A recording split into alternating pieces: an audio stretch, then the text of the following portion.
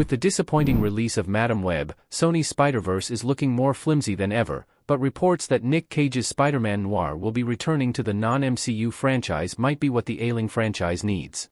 Sony's Spider-Man universe is currently composed of 4 movies, including Venom, Let There Be Carnage, Morbius, and Madame Web. So far, reviews for each of these have been mixed at best, and 50% were box office flops. This isn't all too surprising when considering that the titular hero of the Spider-Man universe hasn't appeared beyond the briefest of cameos. The current trend indicates that the lukewarm response to the series of Sony live-action Spider-Man villain origin stories will continue for the franchise, which is gearing up to release Kraven the Hunter in August. While there is something to be said about the overall quality of the movies hampering their success in cinemas, an often cited problem with Sony's Spider-Verse is that the enthusiasm isn't there for Spider-Man stories that don't include the iconic web-slinger himself. Yet, amid calls for Sony to simply release Spider-Man 4 or The Amazing Spider-Man 3, Nicolas Cage could instead swoop in with a bold yet no less exciting alternative.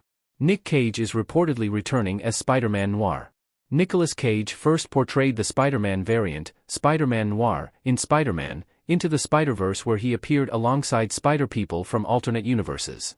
With Sony's box office failures dominating the conversation of late, it can be easy to forget that the same studio is responsible for the box office smashes that comprise its animated Spider-Man universe starring Shamik Moore's Miles Morales as the eponymous hero. In these movies, Peter Parker does feature, but as various Spider-Man variants from universes outside of Morales' Earth, 1610.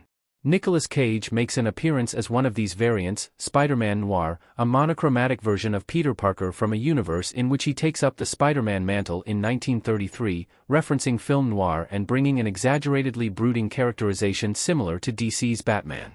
Though he had comparatively few speaking lines, Cage's Spider-Man Noir became a firm favorite, and will reappear in the final movie of the trilogy, Spider-Man, Beyond the Spider-Verse.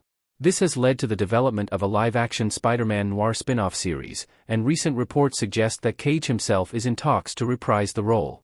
Sony's Spider-Verse doesn't work without Spider-Man. Although Spider-Man's rogue gallery is iconic, it is becoming apparent that their stories aren't as compelling when not juxtaposed with the web-slinger himself. As the superhero that binds them, literally and figuratively, the characters of Sony's Spider-Man universe feel lackluster when Spider-Man is nowhere to be seen. This stands to reason, given that the cinematic universe's title includes the name of the character that never seems to feature. This makes the enterprise seem just a little misleading to viewers who are expecting in vain to see Peter Parker or a variant swing into the action. Spider-Man is one of Marvel's most popular heroes, with Sony's lowest-grossing live-action Spider-Man movie, The Amazing Spider-Man 2, still raking in over $700 million at the worldwide box office. Morbius, by comparison, earned a fraction of that sum with just $163 million worldwide. Even Sony's animated movies, which are less likely to be box office smashes due to the medium, blow the latest Spider-Man villain movies out of the water, with the lowest-grossing Spider-Man, Into the Spider-Verse netting $375 million worldwide.